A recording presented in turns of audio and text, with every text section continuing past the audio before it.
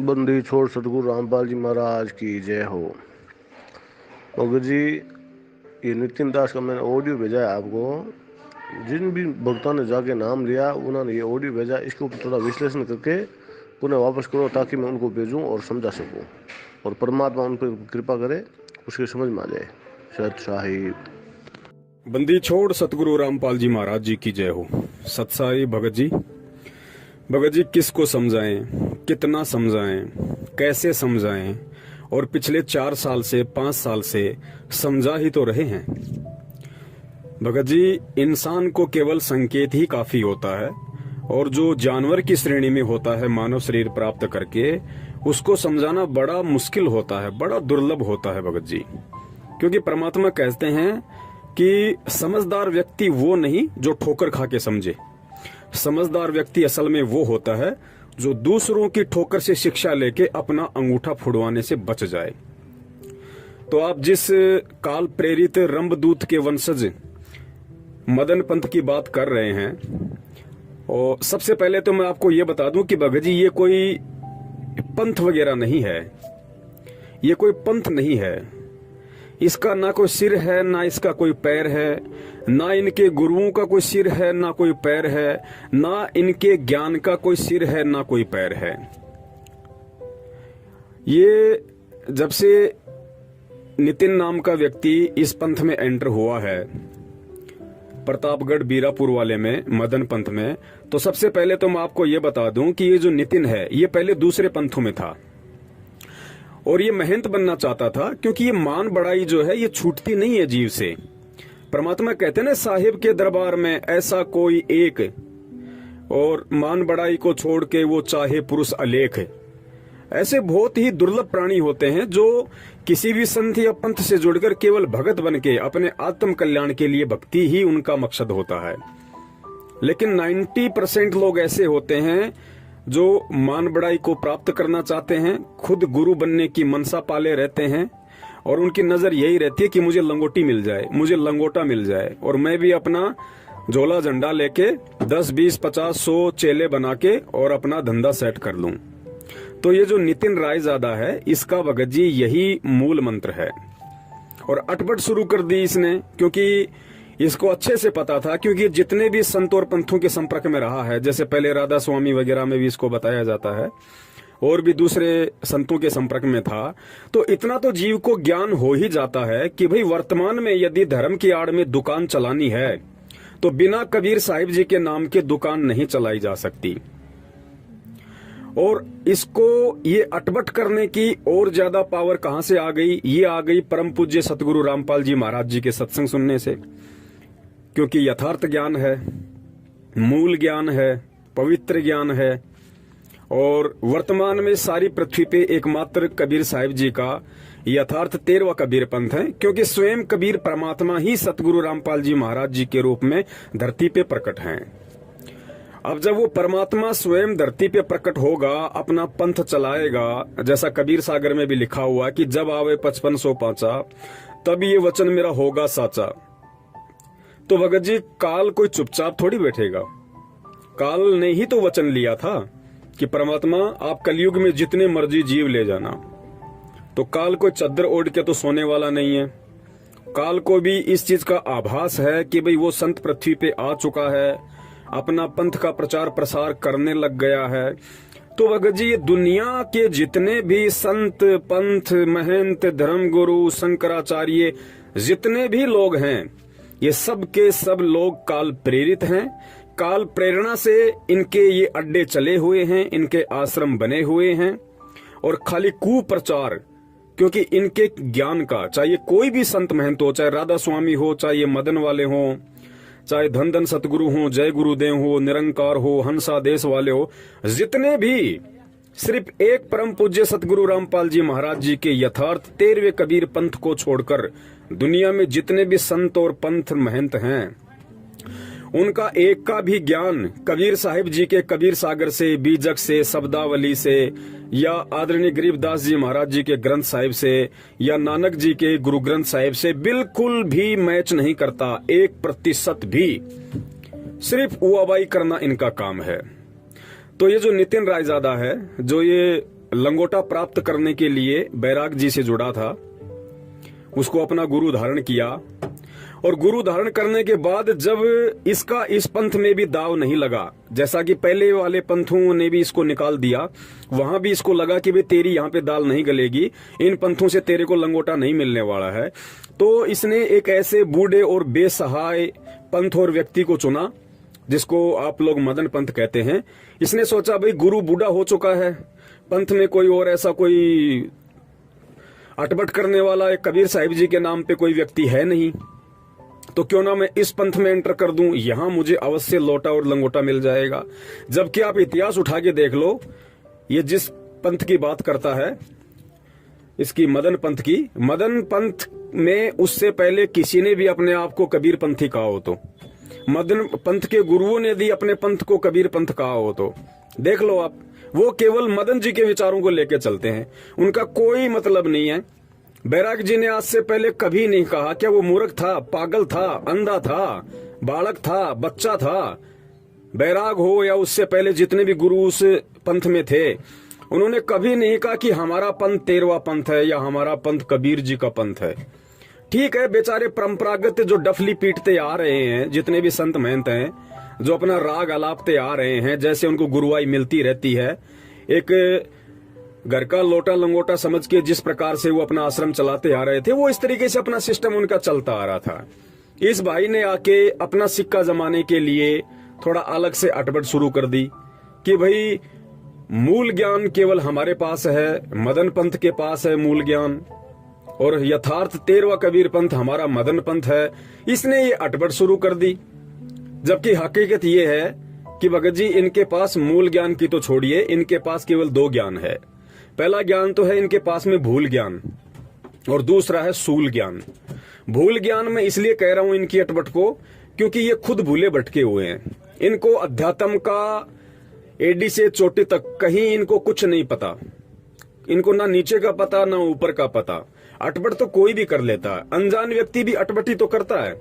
तो इनका ये भूल ज्ञान है, क्योंकि ये बिल्कुल कबीर साहिब जी की शिक्षा से, कबीर साहिब जी के मार्ग से, कबीर साहिब जी के नियम से, कबीर साहिब जी के मंत्रों से ये लोग भटके हुए हैं, इन्हें कुछ नहीं पता। दूसरा सूल ज्ञान मैं इसलिए कहता हूं क्योंकि इनसे जो जुड़ेगा अज्ञानता में, मूर्खता में, नादानी में, उसको अंत में काल भगवान सूली पे चढ़ाएगा, नंगा करके गुदा के बल भाला चढ़ाएगा और मुंह से निकलेगा, उसको कहते हैं सूली तोड़ना। तो इनको अंत में काल भगवान इस सूल ज्ञान के आधार से, जो ये भूल में जो ये सूल ज्ञान ले रहे हैं, मूल ज्ञान समझ के इनको काल सूली पे चढ़ाएगा। तो मुझे इनकी आने वाले समय में जो इनकी दयनीय दशा मेरी आंखों के सामने घूम रही है, जिस प्रकार काल इनको अपने लपेटे में ले रहा है, मुझे बड़ा दुख होता है, बड़ी पीड़ा होती है कि काल देखो कितना तांडव इस समय पृथ्वी पे मचा रहा है, और मकसद उसका केवल एक ही है कि हर संभव साम दाम दंड भेद कोई भी नीति अपना के इस पृथ्वी पे वर्तमान में 8 सितंबर 1951 के दिन जो कबीर परमात्मा प्रकट हो चुका है संत रामपाल जी महाराज जी के स्वरूप में, और आगे चल के वो जो अपना पंथ चलाएंगे, पंथ का प्रचार प्रसार करेंगे, तो भाई उसको मैं रोकूं, उसमें मैं व्यवधान डालूं, उसमें मैं बाधा उत्पन्न करूं। अब वैसे तो पूज्य गुरुदेव जी ने भगत जी हर एक चीज खोल खोल के बता दी है, क्योंकि आप सब जानते हैं कि हिंदू धर्म हो, चाहे मुस्लिम धर्म हो, चाहे सिख धर्म हो, चाहे जैन धर्म हो, अगर इन धर्मों से भी अगर वास्तविक भक्ति साधना को किसी ने निकाल के दिया है, पूरी दुनिया के सामने सार्वजनिक किया है, तो केवल परम पूज्य सतगुरु रामपाल जी महाराज जी ने किया है।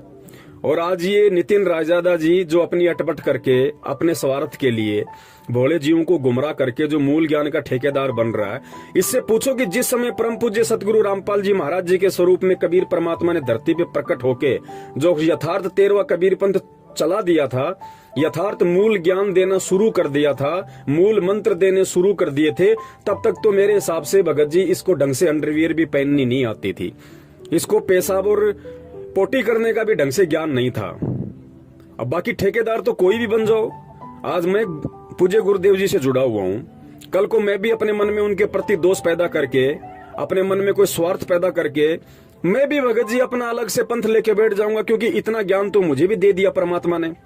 आज मैं भी एक पंथ चला सकता हूं, मैं भी एक अच्छा गुरु बनके मैं लोगों को गुमराह कर सकता हूं, क्योंकि ज्ञान मेरे पास भी वही है जो ज्ञान मेरे पूज्य गुरुदेव जी ने पूरी दुनिया को दे दिया। तो अटपट करना कोई बड़ी बात नहीं है। हमारे पंथ से एक वो संजय दिल्ली वाला हिमाचल के कांगड़ा में अपना आश्रम खोल के बैठ गया, तो भगत जी ये कोई बड़ी बात थोड़ी है। ज्ञान हो जाने के उपरांत यदि जीव के संस्कार कमजोर हैं तो वो पंथ लेके बैठ सकता है, कोई बड़ी बात नहीं है।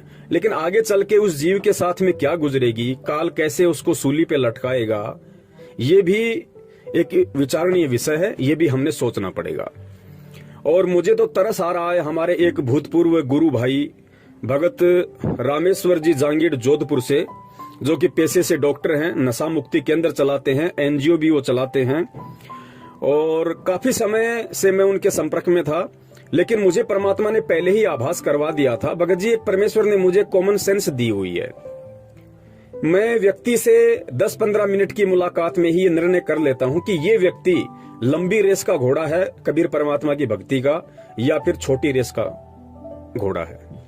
तो मुझे रामेश्वर जी का आज से काफी वर्ष पहले ही ये आभास हो गया था कि ये लंबी रेस के घोड़े नहीं हैं, क्योंकि आदमी के विचार, उसकी सोच, उसकी विचारधारा, बोलने चालने का तरीका, गुरुजी के बताए अनुसार जो क्रिया, जो नियम है, उनमें वो कितना चल पा रहा है, कितना अपने जीवन में उतारता है, कथनी और कथनी में कितना अंतर है, ये मुझदास को अच्छे से पता था।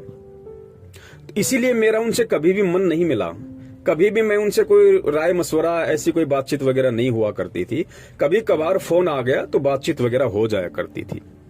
तो मैं तो दुखी इस बात को लेके हूं, जब से मुझे ये पता चला है कि रामेश्वर जी ने अपने पिताजी की बरसी पे उस रंभदूत के वंशज काल प्रेरित नितिन रायजादा को बुलवा के वहां पे कोई सत्संग के नाम पे कुसंग करवाया है।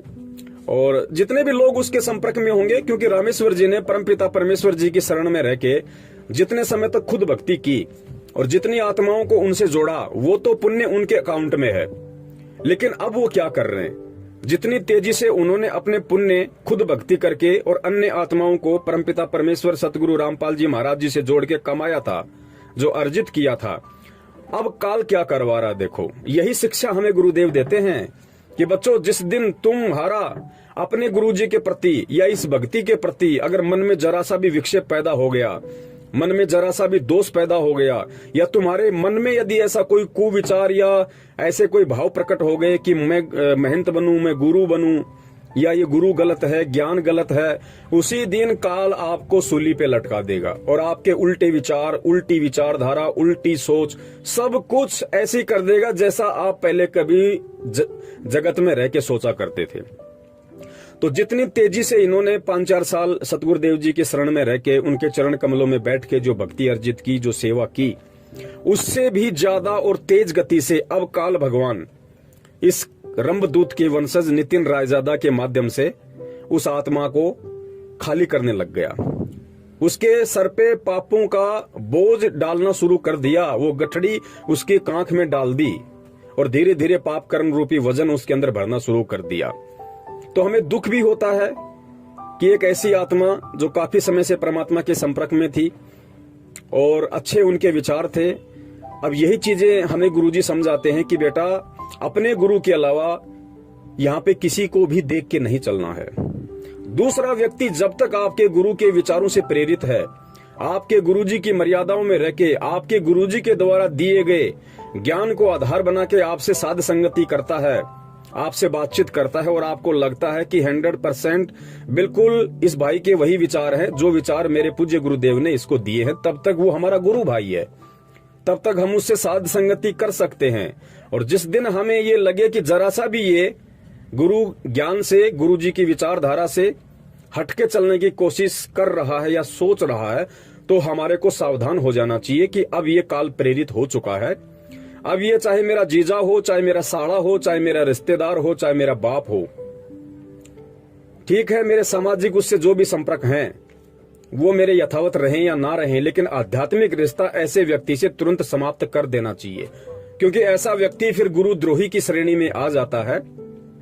और गुरुद्रोही के विषय में फिर गुरुदेव ने बताया कि उस व्यक्ति से आध्यात्मिक ज्ञान चर्चा कभी नहीं करनी चाहिए। तो अपने पिताजी की बरसी पे रामेश्वर जांगिड़ जी ने, डॉक्टर जी ने, जो सत्संग जोधपुर में रखवाया है और रंभदूत के वंशज नितिन पति को वहां बुलाया है, तो रामेश्वर जी का मुख्य जो मकसद है इस पंथ से जुड़ने का, वो मैं आपको बता देता हूं कि नितिन रायजादा से कोई ज्ञान प्राप्त करना नहीं है। रामेश्वर जी ने इस पंथ को यदि चुना है तो नितिन रायजादा से ज्ञान प्राप्त करने का नहीं है, क्योंकि मैं आपको बता दूं कि नितिन रायजादा को रामेश्वर जांगिड़ के आगे 5% भी ज्ञान नहीं है भक्ति मार्ग का, कबीर साहिब जी के मार्ग का। रामेश्वर जांगिड़ को कबीर जी के मार्ग का, कबीर जी की भक्ति का इतना ज्ञान है जितना इस नितिन रायजादा को 5% भी नहीं है। क्योंकि ये नितिन रायजादा पैदा नहीं हुआ था, उससे पहले तो ये रामेश्वर जांगिड़ जी ढोलक पेटी लेके कबीर साहिब जी की वाणियों का प्रचार किया करते थे। तो यहाँ डॉक्टर साहब की एक बहुत बड़ी चाल है, आप लोग नहीं समझ पा रहे, मैं जानता हूं क्योंकि मैं उनके संपर्क में था। ये नितिन रायजादा खुश हो रहा होगा कि मुझे एक धनी व्यक्ति मिल गया जो डॉक्टर है, समाज में जिसकी प्रतिष्ठा है, और ये काफी लोग इसके संपर्क में हैं क्योंकि ये ढोलक पेटी बजा बजा के रामेश्वर जी खुद भी सत्संग किया करते हैं, काफी लोग इनके संपर्क में हैं। तो एक छोटा सा एक आश्रम बना लेंगे, एक छोटी सी कुटिया बना लेंगे, धीरे धीरे लोगों को जोड़ेंगे, धार्मिक धंधा शुरू हो जाएगा। तो नितिन रायजादा को मैं बता दूं कि भाई तू जिस स्कूल में पढ़ा नहीं होगा उस स्कूल के हेडमास्टर को ये रामेश्वर जांगिड़ शायद ट्यूशन दे चुका होगा।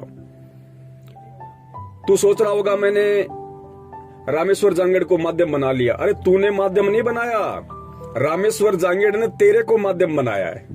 ये तेरे पास गया होगा पहले, तू इसके पास नहीं आया होगा। ये बहुत ऊंची खोपड़ी का व्यक्ति है और ये व्यक्ति अपना नुकसान, क्योंकि एक सफल जो व्यापारी होता है ना, वो पहले ही पूरी गणित निकाल लेता है, वो अपना नुकसान कभी नहीं खाता। तो रामेश्वर जांगिड़ जी एक प्रकार से भक्ति का सफल व्यापारी है। भले ही ये सतमार्ग और सतज्ञान से डिग गए, टूट गए, अलग हो गए, लेकिन ये अपना नुकसान कभी नहीं खाएगा। तो नितिन रायजादा जी, रामेश्वर जांगिड़ को आपने माध्यम नहीं बनाया, रामेश्वर जांगिड़ ने आपको माध्यम बनाया है। यानी नितिन जी ने रामेश्वर को माध्यम नहीं बनाया, रामेश्वर ने नितिन को माध्यम बनाया है। और एक बहुत बड़ी सुनियोजित ये चाल है। और आप देख लेना, बहुत ही कम समय में, हो सकता है महीने, 2 महीने, 3 महीने के अंदर अंदर, क्योंकि ये मनमुखी गुरु तो ये बनी बैठा है, कोई बड़ी बात नहीं, हिंदुस्तान है भाई। यहाँ पे आप किसी IAS अधिकारी को भी धर्म के नाम पे मूर्ख बना सकते हो, कोई बड़ी बात नहीं है। तो 100, 200, 250, 2000, 4000, 5000 व्यक्ति यदि इनके पीछे लग भी जाएंगे तो हिंदुस्तान में ऐसा तो है नहीं कि आपको कोई आश्रम बनाने के लिए या साधु बन के प्रवचन करने के लिए कोई रजिस्ट्रेशन करवाना पड़ेगा या किसी संस्था के मार्फत आपको सर्टिफिकेट चाहिए, आपको किसी थाने के अंदर परमिशन लेनी पड़ेगी, ऐसा तो कुछ है ही नहीं। हिंदुस्तान है, देवी देवताओं की धरती रही है, साधु महात्माओं की धरती रही है।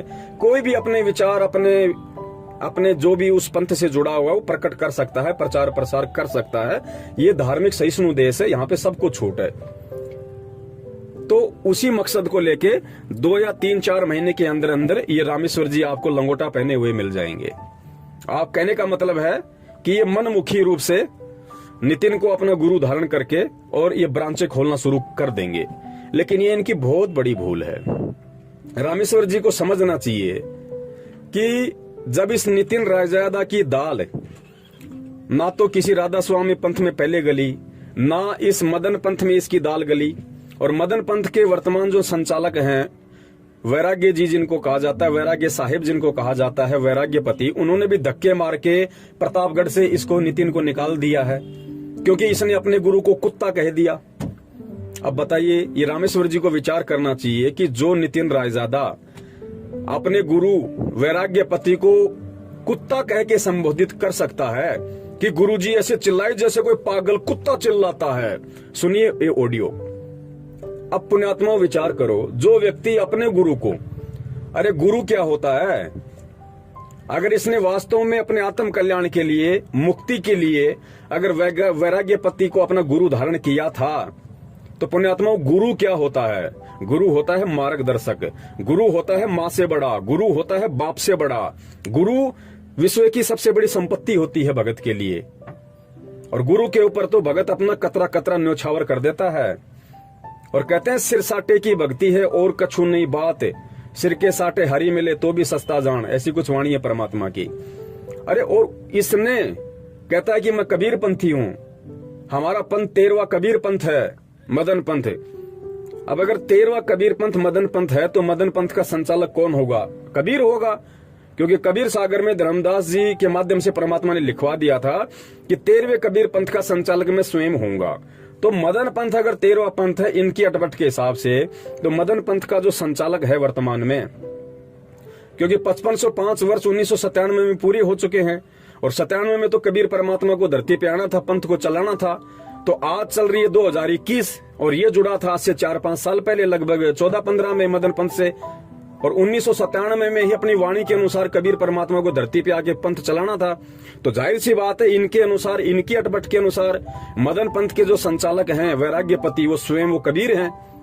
और उस कबीर को ये कहना नितिन रायजादा के द्वारा कि गुरुजी ऐसे चिल्लाए जैसे पागल पागल कुत्ता चिल्लाता है। जब मैं गया हुआ था आश्रम पे तो कुछ लोग आए नाम लेने के लिए 30-40, इन्होंने सारी बैटरी में ताले लगा रखे, एक को भी नहीं खोला। मैं गया गुरु, मैंने पहले उससे बोला शंकर दास से, मैंने कहा शंकर जी भाई ये ताले लगा रखे सारे लेटरिन बाथरूम में। तो कहते गुरु जी चाबी ले जाके, मैंने गुरु जी से बोला, मैंने कहा गुरु जी चाबी दे ना और जनरेटर चला दो पानी भरने के लिए। एकदम जैसे कुत्ता नहीं खाने पड़ता है, कटा कुत्ता होता है जैसे, एकदम क्या बात है। अरे मैंने कहा क्या हो गया भाई, गलती कर दी कोई? नहीं खुलेगा बाथरूम, ऐसे मैंने सबके सामने पानी चला के रखा था, कल पूरा पानी खत्म कर दिया। हम यहाँ पानी भरने के लिए बैठे हैं, हम यहाँ लेटरिन साफ करने के लिए। अरे मैंने कहा भैया तुम आश्रम चला रहे हो, लोग तुम्हारे पास आएंगे तो गांड देने कहीं और थोड़ी नहीं जाएंगे। हद कर दी तुमने, कमाल कर दी यार। गुरुओं की क्या हो तुम, इतना दिमाग खराब हुआ मेरा, बताओ यार। मैंने कहा ये हाल है, लोगों के पैसों से तुमने मकान दुकान बनाया सारा, और तुम लोगों के लिए ताले बंद मार के बैठ गए, और तुम क्या करोगे बताओ? हद कर दी। मैंने कहा हो क्या गया इस भाई को, मतलब ऐसा दिमाग खराब मेरा कभी नहीं हुआ कसम से। गुरु हो, गुरु की तरह रहो, गुरु की भी मर्यादा होती है और चेले की भी मर्यादा होती है, ठीक है ना। गुरु का मतलब ये नहीं कि तुमने लगाम लगा दी, तुमने सबको अपने बश में कर दिया, ऐसा कुछ नहीं होता ड्रामा। यहाँ पर गुरु बदल देंगे भाई, कौन सी दुनिया में आप लोग, हद कर दी। लोगों के आश्रम में देखो कैसे लोग अपने लेटरिन की सेवा भी ले रखी है लोगों ने। बंदी छोड़ सतगुरु रामपाल जी महाराज जी की जय हो। सत्साई भगत जी, भगत जी किसको समझाएं, कितना समझाएं, कैसे समझाएं, और पिछले 4 साल से 5 साल से समझा ही तो रहे हैं। भगत जी इंसान को केवल संकेत ही काफी होता है, और जो जानवर की श्रेणी में होता है मानव शरीर प्राप्त करके, उसको समझाना बड़ा मुश्किल होता है, बड़ा दुर्लभ होता है भगत जी। क्योंकि परमात्मा कहते हैं कि समझदार व्यक्ति वो नहीं जो ठोकर खा के समझे, समझदार व्यक्ति असल में वो होता है जो दूसरों की ठोकर से शिक्षा लेके अपना अंगूठा फुड़वाने से बच जाए। तो आप जिस काल प्रेरित रंभदूत के वंशज मदन पंथ की बात कर रहे हैं, और सबसे पहले तो मैं आपको ये बता दूं कि भगत जी ये कोई पंथ वगैरह नहीं है, ये कोई पंथ नहीं है। इसका ना कोई सिर है, ना इसका कोई पैर है, ना इनके गुरुओं का कोई सिर है, ना कोई पैर है, ना इनके ज्ञान का कोई सिर है, ना कोई पैर है। ये जब से नितिन नाम का व्यक्ति इस पंथ में एंटर हुआ है, प्रतापगढ़ बीरापुर वाले में मदन पंथ में, तो सबसे पहले तो मैं आपको ये बता दूं कि ये जो नितिन है ये पहले दूसरे पंथों में था और ये महंत बनना चाहता था, क्योंकि ये मान बढ़ाई जो है ये छूटती नहीं है जीव से। परमात्मा कहते हैं ना, साहिब के दरबार में ऐसा कोई एक, और मान बढ़ाई को छोड़ के वो चाहे पुरुष अलेख। ऐसे बहुत ही दुर्लभ प्राणी होते हैं जो किसी भी संत या पंथ से जुड़कर केवल भगत बन के अपने आत्म कल्याण के लिए, भक्ति ही उनका मकसद होता है। लेकिन 90% लोग ऐसे होते हैं जो मान बढ़ाई को प्राप्त करना चाहते हैं, खुद गुरु बनने की मनसा पाले रहते हैं, और उनकी नजर यही रहती है कि मुझे लंगोटी मिल जाए, मुझे लंगोटा मिल जाए, और मैं भी अपना झोला झंडा लेके 10, 20, 50, 100 चेले बना के और अपना धंधा सेट कर लूं। तो ये जो नितिन रायजादा है, इसका भगत जी यही मूल मंत्र है। और अटपट शुरू कर दी इसने, क्योंकि इसको अच्छे से पता था, क्योंकि जितने भी संत और पंथों के संपर्क में रहा है, जैसे पहले राधा स्वामी वगैरह में भी इसको बताया जाता है, और भी दूसरे संतों के संपर्क में था, तो इतना तो जीव को ज्ञान हो ही जाता है कि भाई वर्तमान में यदि धर्म की आड़ में दुकान चलानी है तो बिना कबीर साहिब जी के नाम के दुकान नहीं चलाई जा सकती। और इसको ये अटबट करने की और ज्यादा पावर कहां से आ गई? ये आ गई परम पूज्य सतगुरु रामपाल जी महाराज जी के सत्संग सुनने से, क्योंकि यथार्थ ज्ञान है, मूल ज्ञान है, पवित्र ज्ञान है, और वर्तमान में सारी पृथ्वी पे एकमात्र कबीर साहिब जी का यथार्थ 13वां कबीर पंथ है, क्योंकि स्वयं कबीर परमात्मा ही सतगुरु रामपाल जी महाराज जी के रूप में धरती पे प्रकट हैं। अब जब वो परमात्मा स्वयं धरती पे प्रकट होगा, अपना पंथ चलाएगा, जैसा कबीर सागर में भी लिखा हुआ कि जब आवे 5500 पांचा, तब ये वचन मेरा होगा साचा। तो भगत जी, काल कोई चुपचाप थोड़ी बैठेगा। काल ने ही तो वचन लिया था कि परमात्मा आप कलयुग में जितने मर्जी जीव ले जाना। तो काल कोई चद्दर ओढ़ के तो सोने वाला नहीं है। काल को भी इस चीज का आभास है कि भाई वो संत पृथ्वी पे आ चुका है, अपना पंथ का प्रचार प्रसार करने लग गया है। तो भगत जी, ये दुनिया के जितने भी संत, पंथ, महंत, धर्मगुरु, शंकराचार्य, जितने भी लोग हैं, ये सब के सब लोग काल प्रेरित हैं। काल प्रेरणा से इनके ये अड्डे चले हुए हैं, इनके आश्रम बने हुए हैं, और खाली कुप्रचार, क्योंकि इनके ज्ञान का, चाहे कोई भी संत महंत हो, चाहे राधा स्वामी हो, चाहे मदन वाले हो, चाहे धन धन सतगुरु हो, जय गुरुदेव हो, निरंकार हो, हंसा देश वाले हो, जितने भी सिर्फ एक परम पूज्य सतगुरु रामपाल जी महाराज जी के यथार्थ 13वें कबीर पंथ को छोड़कर दुनिया में जितने भी संत और पंथ महंत हैं, उनका एक का भी ज्ञान कबीर साहिब जी के कबीर सागर से, बीजक से, शब्दावली से, या आदरणीय गरीबदास जी महाराज जी के ग्रंथ साहिब से, या नानक जी के गुरु ग्रंथ साहिब से बिल्कुल भी मैच नहीं करता। 1% भी। सिर्फ उआबाई करना इनका काम है। तो ये जो नितिन रायजादा है, जो ये लंगोटा प्राप्त करने के लिए बैराग जी से जुड़ा था, उसको अपना गुरु धारण किया, और गुरु धारण करने के बाद जब इसका इस पंथ में भी दाव नहीं लगा, जैसा कि पहले वाले पंथों ने भी इसको निकाल दिया, वहां भी इसको लगा कि भाई तेरी यहाँ पे दाल नहीं गलेगी, इन पंथों से तेरे को लंगोटा नहीं मिलने वाला है, तो इसने एक ऐसे बूढ़े और बेसहाय पंथ और व्यक्ति को चुना, जिसको आप लोग मदन पंथ कहते हैं। इसने सोचा भाई गुरु बूढ़ा हो चुका है, पंथ में कोई और ऐसा कोई अटबट करने वाला कबीर साहिब जी के नाम पे कोई व्यक्ति है नहीं, तो क्यों ना मैं इस पंथ में एंटर कर दूं, यहां मुझे अवश्य लोटा और लंगोटा मिल जाएगा। जबकि आप इतिहास उठा के देख लो, ये जिस पंथ की बात करता है, इसकी मदन पंथ की, मदन पंथ में उससे पहले किसी ने भी अपने आप को कबीर पंथी कहा हो, तो मदन पंथ के गुरुओं ने भी अपने पंथ को कबीर पंथ कहा हो, तो देख लो आप। वो केवल मदन जी के विचारों को लेके चलते हैं, उनका कोई मतलब नहीं है। बैराग जी ने आज से पहले कभी नहीं कहा क्या वो मूर्ख था, पागल था, अंधा था, बालक था, बच्चा था। बैराग हो या उससे पहले जितने भी गुरु उस पंथ में थे, उन्होंने कभी नहीं कहा कि हमारा पंथ 13वां पंथ है या हमारा पंथ कबीर जी का पंथ है। ठीक है, बेचारे परंपरागत जो डफली पीटते आ रहे हैं, जितने भी संत महंत हैं, जो अपना राग अलापते आ रहे हैं, जैसे उनको गुरुआई मिलती रहती है, एक घर का लोटा लंगोटा समझ के जिस प्रकार से वो अपना आश्रम चलाते आ रहे थे, वो इस तरीके से अपना सिस्टम उनका चलता आ रहा था। इस भाई ने आके अपना सिक्का जमाने के लिए थोड़ा अलग से अटपट शुरू कर दी कि भाई मूल ज्ञान केवल हमारे पास है, मदन पंथ के पास है मूल ज्ञान, और यथार्थ 13वां कबीर पंथ हमारा मदन पंथ है। इसने ये अटपट शुरू कर दी, जबकि हकीकत ये है कि भगत जी, इनके पास मूल ज्ञान की तो छोड़िए, इनके पास केवल 2 ज्ञान है। पहला ज्ञान तो है इनके पास में भूल ज्ञान, और दूसरा है सूल ज्ञान। भूल ज्ञान मैं इसलिए कह रहा हूं इनकी अटपट को, क्योंकि ये खुद भूले भटके हुए हैं। इनको अध्यात्म का एडी से चोटी तक कहीं इनको कुछ नहीं पता, इनको ना नीचे का पता ना ऊपर का पता। अटपट तो कोई भी कर लेता है, अनजान व्यक्ति भी अटपटी तो करता है। तो इनका ये भूल ज्ञान है, क्योंकि ये बिल्कुल कबीर साहिब जी की शिक्षा से, कबीर साहिब जी के मार्ग से, कबीर साहिब जी के नियम से, कबीर साहिब जी के मंत्रों से ये लोग भटके हुए हैं, इन्हें कुछ नहीं पता। दूसरा सूल ज्ञान मैं इसलिए कहता हूं क्योंकि इनसे जो जुड़ेगा अज्ञानता में, मूर्खता में, नादानी में, उसको अंत में काल भगवान सूली पे चढ़ाएगा, नंगा करके गुदा के बल भाला चढ़ाएगा और मुंह से निकलेगा, उसको कहते हैं सूली तोड़ना। तो इनको अंत में काल भगवान इस सूल ज्ञान के आधार से, जो ये भूल में जो ये सूल ज्ञान ले रहे हैं, मूल ज्ञान समझ के इनको काल सूली पे चढ़ाएगा।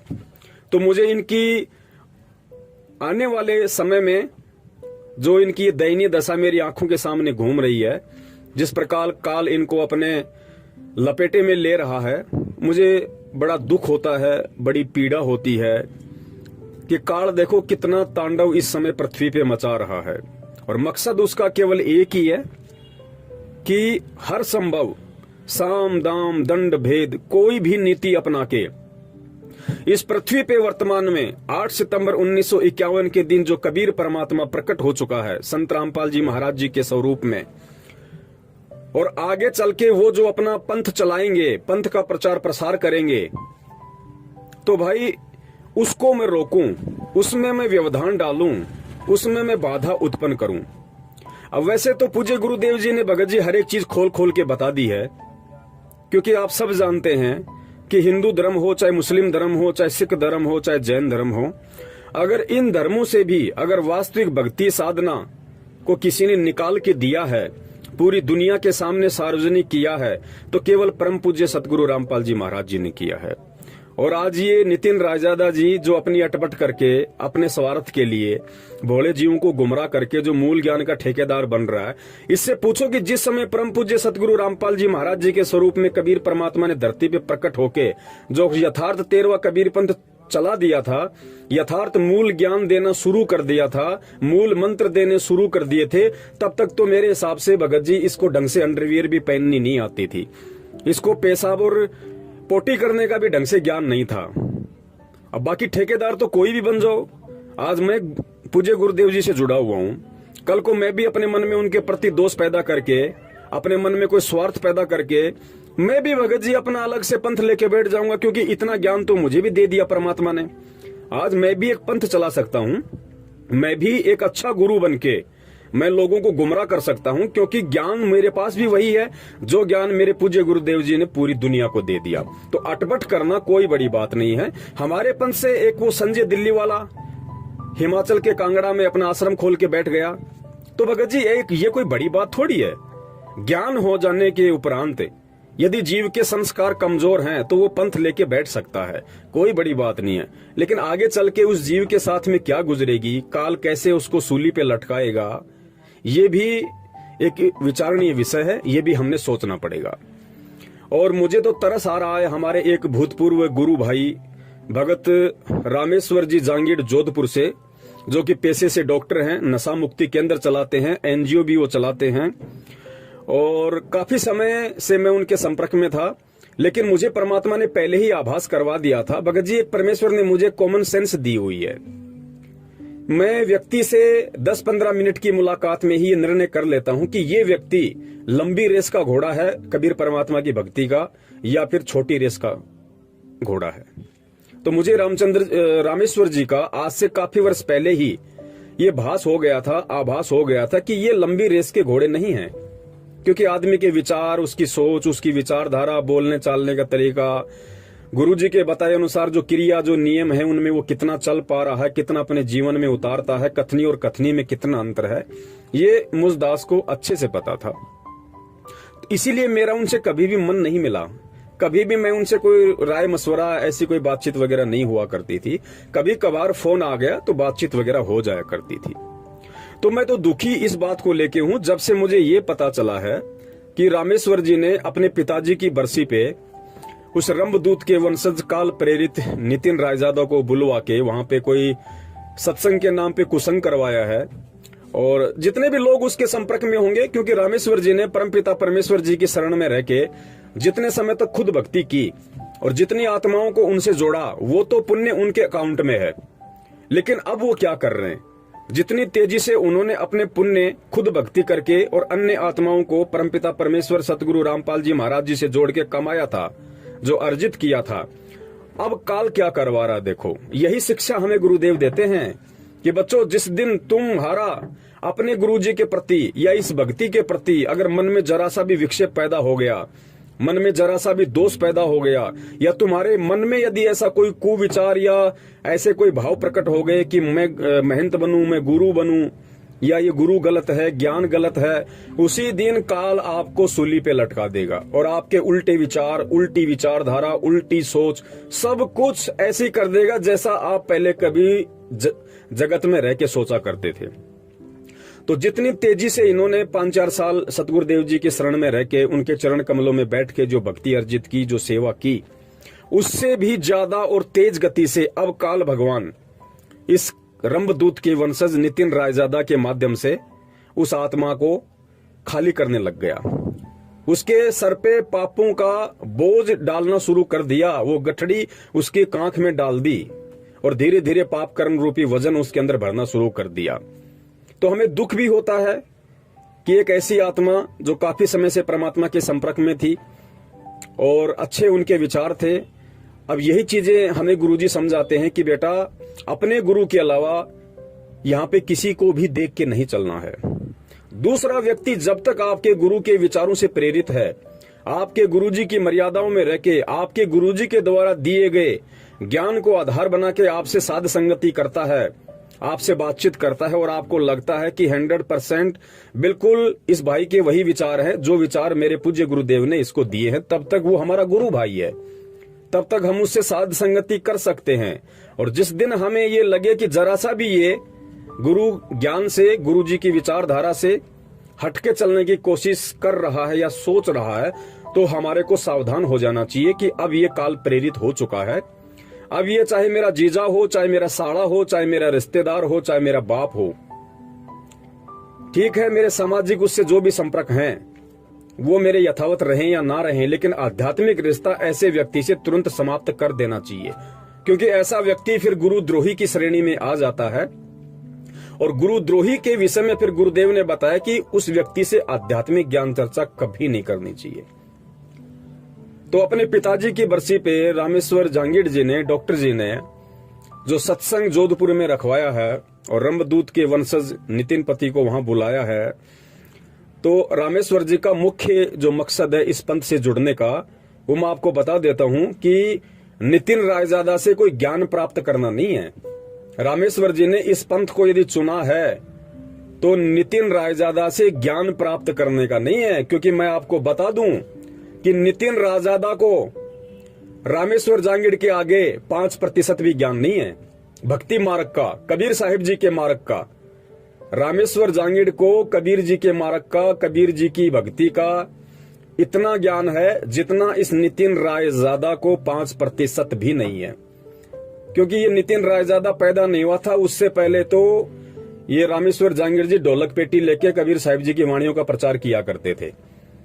तो यहाँ डॉक्टर साहब की एक बहुत बड़ी चाल है, आप लोग नहीं समझ पा रहे, मैं जानता हूं क्योंकि मैं उनके संपर्क में था। ये नितिन रायजादा खुश हो रहा होगा कि मुझे एक धनी व्यक्ति मिल गया जो डॉक्टर है, समाज में जिसकी प्रतिष्ठा है, और ये काफी लोग इसके संपर्क में हैं, क्योंकि ये ढोलक पेटी बजा बजा के रामेश्वर जी खुद भी सत्संग किया करते हैं, काफी लोग इनके संपर्क में हैं। तो एक छोटा सा एक आश्रम बना लेंगे, एक छोटी सी कुटिया बना लेंगे, धीरे धीरे लोगों को जोड़ेंगे, धार्मिक धंधा शुरू हो जाएगा। तो नितिन रायजादा को मैं बता दूं कि भाई तू जिस स्कूल में पढ़ा नहीं होगा, उस स्कूल के हेडमास्टर को ये रामेश्वर जांगीड़ शायद ट्यूशन दे चुका होगा। तू सोच रहा होगा मैंने रामेश्वर जांगीड़ को माध्यम बना लिया। अरे तूने माध्यम नहीं बनाया, रामेश्वर जांगीड़ ने तेरे को माध्यम बनाया है। ये तेरे पास गया होगा पहले, तू इसके पास नहीं आया होगा। ये बहुत ऊंची खोपड़ी का व्यक्ति है और ये व्यक्ति अपना नुकसान, क्योंकि एक सफल जो व्यापारी होता है ना, वो पहले ही पूरी गणित निकाल लेता है, वो अपना नुकसान कभी नहीं खाता। तो रामेश्वर जांगीड़ जी एक प्रकार से भक्ति का सफल व्यापारी है। भले ही ये सतमार्ग और सतज्ञान से डिग गए, टूट गए, अलग हो गए, लेकिन ये अपना नुकसान कभी नहीं खाएगा। तो नितिन रायजादा जी, रामेश्वर जांगीड़ को आपने माध्यम नहीं बनाया, रामेश्वर जांगीड़ ने आपको माध्यम बनाया है। यानी नितिन जी ने रामेश्वर को माध्यम नहीं बनाया, रामेश्वर ने नितिन को माध्यम बनाया है। और एक बहुत बड़ी सुनियोजित ये चाल है।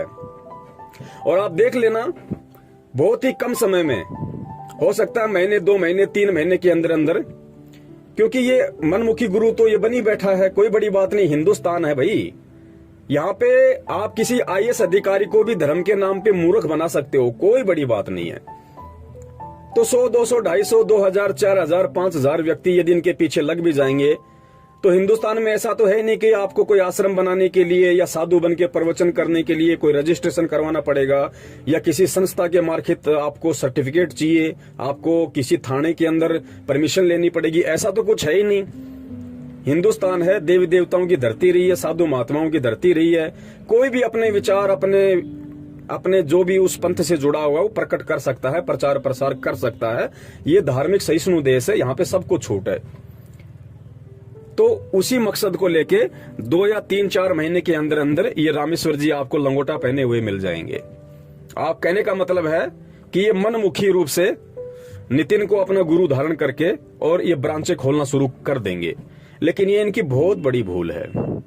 रामेश्वर जी को समझना चाहिए कि जब इस नितिन रायजादा की दाल ना तो किसी राधा स्वामी पंथ में पहले गली, ना इस मदन पंथ में इसकी दाल गली, और मदन पंथ के वर्तमान जो संचालक हैं, वैराग्य जी जिनको कहा जाता है, वैराग्य साहिब जिनको कहा जाता है, वैराग्यपति, उन्होंने भी धक्के मार के प्रतापगढ़ से इसको, नितिन को निकाल दिया है, क्योंकि इसने अपने गुरु को कुत्ता कह दिया। अब बताइए, ये रामेश्वर जी को विचार करना चाहिए कि जो नितिन रायजादा अपने गुरु वैराग्यपति को कुत्ता कह के संबोधित कर सकता है कि गुरुजी ऐसे चिल्लाए जैसे कोई पागल कुत्ता चिल्लाता है। सुनिए ये ऑडियो। अब पुण्यात्मा विचार करो, जो व्यक्ति अपने गुरु को, अरे गुरु क्या होता है, अगर इसने वास्तव में अपने आत्म कल्याण के लिए, मुक्ति के लिए अगर वैराग्यपति को अपना गुरु धारण किया था, तो पुण्यात्मा गुरु क्या होता है? गुरु होता है मार्गदर्शक, गुरु होता है माँ से बड़ा, गुरु होता है बाप से बड़ा, गुरु विश्व की सबसे बड़ी संपत्ति होती है भगत के लिए।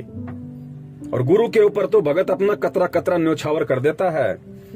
और कहते हैं सिर साटे की भक्ति है और कछु नहीं बात, सिर के साटे हरी मिले तो भी सस्ता जान, ऐसी कुछ वाणी है परमात्मा की। अरे और इसने कहता है कि मैं कबीर पंथी हूं, हमारा पंथ 13वां कबीर पंथ है, मदन पंथ। अब अगर 13वां कबीर पंथ मदन पंथ है, तो मदन पंथ का संचालक कौन होगा? कबीर होगा, क्योंकि कबीर सागर में धर्मदास जी के माध्यम से परमात्मा ने लिखवा दिया था कि 13वें कबीर पंथ का संचालक मैं स्वयं होऊंगा। तो मदन पंथ अगर 13वां पंथ है इनकी अटपट के हिसाब से, तो मदन पंथ का जो संचालक है वर्तमान में, क्योंकि 5505 वर्ष 1997 में पूरे हो चुके हैं, और 97 में तो कबीर परमात्मा को धरती पे आना था, पंथ को चलाना था। तो आज चल रही है 2021, और ये जुड़ा था आज से 4-5 साल पहले, लगभग 14-15 में मदन पंथ से, और 1997 में ही अपनी वाणी के अनुसार कबीर परमात्मा को धरती पे आके पंथ चलाना था। तो जाहिर सी बात है, इनके अनुसार, इनकी अटपट के अनुसार मदन पंथ के जो संचालक हैं वैराग्यपति, वो स्वयं वो कबीर हैं। और उस कबीर को ये कहना नितिन रायजादा के द्वारा कि गुरुजी ऐसे चिल्लाए जैसे पागल पागल कुत्ता चिल्लाता है, तो ये ऑडियो सुनने वाले को, वीडियो सुनने वाले को ये विचार करना चाहिए कि आप किस पागल व्यक्ति के पीछे और अपने आत्म कल्याण के लिए आप उनसे जुड़ रहे हैं, और जुड़ के वो खुद कहां जाएगा और आपको कहां लेके जाएगा। तो भाई ये सारी जो कोशिश हो रही है वर्तमान में, जितना भी ये प्रयास है, और एक मदन पंथ ही कोई बड़ी बात नहीं है। मदन पंथ तो दिखाई भी नहीं देता दुनिया में, जितने बड़े बड़े संत और पंथ हैं, मदन पंथ का तो कोई लेखा जोखा ही नहीं है। ये दुनिया के जितने भी पंथ हैं, संत हैं, महंत हैं, ये सब के सब वर्तमान में कुछ तो लग चुके हैं, कुछ लग जाएंगे, और इनका ध्यान, इनका जोश, इनकी शक्ति, इनकी भक्ति केवल सतगुरु रामपाल जी महाराज जी के द्वारा संचालित यथार्थ 13वें कबीर पंथ को ही समाप्त करने की, नष्ट करने की, खंडित करने की इनकी कोशिश रहेगी। और केवल ये कोशिश ही करते रहेंगे, कामयाब तो हो ही नहीं सकते, क्योंकि जब सबका बाप कबीर धरती पे प्रकट है संत रामपाल जी के रूप में, तो इन 2 कौड़ी के जीवों की क्या औकात। जब काल उस परमात्मा के सामने थर थर कांपता है, तो ये काल प्रेरित लोगों की, इन 2 कौड़ी के जीवों की क्या औकात है जो परमात्मा के पंथ का बाल भी इधर से उधर कर दें। लेकिन काल तो कोशिश करेगा ना, उसका तो काम है कोशिश करना। और इस कोशिश में जो कमजोर संस्कार के जो प्राणी होते हैं, जो कमजोर भक्ति संस्कार के जीव होते हैं, वो फिसल जाते हैं, तो उनको काल अपने खेमे में ले लेता है और अंत में फिर दुर्गति उन संतों की भी करता है, उन महंतों की भी दुर्गति करता है। आसाराम जी की दुर्गति कर दी, धन धन सतगुरु की दुर्गति कर दी, और आपकी आंखों के सामने दिखा देंगे बाकी जो संत महंत हैं उनकी भी हो जाएगी दुर्गति। अब आपके मन में सवाल पैदा होगा, फिर रामपाल जी भी तो जेल में बैठे हैं। भैया, ये सारी लीलाएं परमात्मा वही कर रहे हैं जो आज से 650 साल पहले थी। इन चीजों को केवल परमेश्वर के ज्ञान को आधार बना के समझा जा सकता है, कबीर सागर को आधार बना के समझा जा सकता है, गुरु ग्रंथ साहिब को आधार बना के समझा जा सकता है, सदग्रंथ साहिब को आधार बना के समझा जा सकता है। अगर अपने चरम दृष्टि से आप संत रामपाल जी को भी जेल में देखोगे और यदि कंपेयर करोगे धन धन सतगुरु श्री राम रहीम जी के साथ या आसाराम जी के साथ में, आप कभी भी अध्यात्म को नहीं समझ पाओगे। तो जितने भी जोधपुर के आसपास के जो भगत भाई बहन हैं जो डॉक्टर रामेश्वर जी के संपर्क में हैं, और जो लोग भूलवश अज्ञानतावश अपने कमजोर भक्ति संस्कारों वश यदि उनको लगता है कि हमें इस पंथ में जुड़ना चाहिए, हमारा यहाँ से मोक्ष हो जाएगा, तो भाई मैं उन्हें बता देता हूँ कि तुम्हारा बाप अभी धरती पे जिंदा है। अपने पतिव्रता धर्म को खंडित मत करो। वही बात है, एक कोई लड़का था, उसकी शादी हो गई किसी मास्टरनी के साथ में। शादी हुई, शादी के कुछ दिन बाद में मास्टर जी की जो मास्टरनी थी, जो उसकी वाइफ थी, उसकी किसी इलेक्शन में ड्यूटी लग गई। अब महीना 1.5 महीना उसको अपने पतिदेव से दूर रहना पड़ा। अब जो वो लड़का था वो ज्यादा पढ़ा लिखा नहीं था। अब हुआ क्या कि मास्टर जी ने, जो मास्टरनी जी थी, उसने एक लेटर लिखा अपने पतिदेव के नाम, और लेटर में लिखा कि जी मैं क्या करूं, मैं तो बड़ी परेशान हूं और आपसे दूर होके, आपसे बिछुड़ के, आपके वियोग में मुझे तो ऐसा लग रहा है जैसे मैं तो विधवा सी हो गई। आपसे दूर होके मैं तो बिल्कुल विधवा ही हो गई। ऐसा कुछ लिख के उसने लेटर को पोस्ट कर दिया। अब लेटर उस मेरे जैसे मूर्ख भाई के हाथ लगा। भाई ने लेटर पढ़ा तो खुश हुआ कि भाई घरवाली का लेटर आया है। जैसे लेटर उसने पढ़ना शुरू किया और लिखा कि जी मैं तो आपसे दूर होके विधवा हो गई। मतलब उसने तो बेचारी ने अपने भाव प्रकट किए कि मेरे तो हालत आपसे दूर होके ऐसी हो गई जैसे बिना पति के किसी विधवा औरत की होती है। तो कहा जी मैं तो आपसे दूर होके विधवा हो गई। तो वो जो भाई था वो जोर जोर से रोने लग गया, चिंगाड़ मार मार के। अब आसपास के आड़ोसी पाड़ोसी आए, उन्होंने उसको शांत किया बड़ी मुश्किल से और कहा भाई बात क्या है वो तो बता, चिल्ला क्यों रहा यार अचानक से। तो उसने लेटर हाथ में पकड़ के कहा कि मेरी पत्नी विधवा हो गई, मास्टरनी तो विधवा हो गई। तो लोगों ने कहा रे नालायक, तेरे को किसने कह दिया मास्टरनी विधवा हो गई? अभी तो तू जिंदा है ना। अरे जब तक तू जिंदा है तो मास्टरनी विधवा कहां से हो जाएगी नालायक? तो बोला इस लेटर में लिखा हुआ है। तो गांव वालों ने लेटर को पढ़ा, सोचा समझा, बोला रे नालायक, इस लेटर में उसके लिखने के भाव क्या है उनको समझ। तो भाई ये हालत जितने भी जोधपुर के आसपास के हमारे जो भगत भाई बहन हैं, जो पहले संत रामपाल जी महाराज जी से जुड़े हुए थे या वर्तमान में जुड़े हुए हैं, और जो व्यक्ति ये जो मूल ज्ञान का ठेकेदार जो बना हुआ है, मदनपन से धक्के खा के बाहर निकला हुआ, अपने गुरु को कुत्ता कह के उस पन से निष्कासित किया हुआ व्यक्ति नितिन रायजादा, और इसकी जो ये चिट्ठी लोग जो ये पढ़ रहे हैं जिसमें अटबट लिखी हुई है, भाई इस चिट्ठी को पढ़ के थोड़ा सा विवेक लगाओ। खाली किसी की मीठी मीठी वाणियों को या किसी की अटबट को सीधा स्वीकार मत करो। परमेश्वर ने आपको इंसान बनाया है, मालिक ने आपको बुद्धि दी है, आपको सद्बुद्धि दी है। अरे वो जो बातें बोल रहा है गीता जी के अध्यायों को लेके या अन्य किसी भी तरह की अटपट जो कर रहा है, उसकी छोटी सी ऑडियो मुझे किसी भगत भाई ने भेजी है 15 मिनट की, जोधपुर के, उसने जो भी मतलब कुसंग किया है। अब मैं उसका विस्तार से खुलासा करूंगा, तो आप लोग विचार करना। आपको परमात्मा ने मानव शरीर दिया, भाई विचार करो, शब्दों पे ध्यान दो, वाणियों पे ध्यान दो। हालांकि इसकी इस अटपट का खुलासा करके मैं अपना समय ही बर्बाद करने वाला हूं, मैं अपनी समासे ही बर्बाद करने वाला हूं, क्योंकि पिछले 3 साल पहले मैंने इस व्यक्ति के पूरी अटपट के ऊपर, इसके पूरे जो भी ये लोगों को झांसा देता है मूल ज्ञान के नाम पे, कबीर जी के ज्ञान के नाम पे, मैं कम से कम 20 से 25 वीडियो 2-2 घंटे के बना चुका हूं। अच्छे से इनका पर्दाफाश हो चुका है। कुछ भी लेना देना नहीं है इनके पास में, और ये केवल अपना आध्यात्मिक सिट्टा सेकने की कोशिश में है कि क्या करें। घर से निकल चुके हैं, काम धंधा कोई है नहीं, मेहनत इनसे की नहीं जाती, हराम के खाने की आदत पड़ गई, अब करें क्या, धंधा और कोई रहा नहीं, तो कबीर जी की पूंछ पकड़ लो, जितने फंस जाएं उतने अपने। बस ये इनकी कोशिश है। काल इनके साथ है, काल का पंजा इनके सिर पे है। तो मेरे कहने का मतलब ये है कि भाई विचार करना, मानव बुद्धि प्राप्त है तुम्हें। आध्यात्मिक मार्ग होता है पतिव्रता मार्ग। अगर गुरु बनाओ तो सोच समझ के बनाओ। गुरु 50 नहीं बनाए जाते। वो दत्तात्रेय जी जैसा समय नहीं है अब। अरे उस समय तो परमात्मा की हम पहचान नहीं कर सकते थे। उस समय हमारे पास में कोई सदग्रंथों का ज्ञान नहीं था, कोई सदग्रंथों को समझाने वाला नहीं था, धरती पे कोई तत्वदर्शी संत नहीं था। संत था तो हमारे इतने भक्ति संस्कार मजबूत नहीं थे जो हम उनकी पहचान कर सकें। आज तो सब कुछ है भाई। आज धरती पे सारे शास्त्र हैं, सभी शास्त्रों का अनुवाद हर भाषा में किया हुआ है। उन शास्त्रों में, गीता जी में तत्वदर्शी संत की पहचान। तन मन शीस ईस अपने पे, तन मन शीस ईस अपने पे, पहले में चोट चढ़ावे जब कोई राम भक्त गत पावे हो जी, जब कोई राम भक्त गत पावे हो जी। तन मन शीस ईस अपने पे, तन मन शीस ईस अपने पे, पहलम चोट चढ़ावे जब कोई राम भक्त गत पावे हो जी, जब कोई राम भक्त गत पावे हो जी।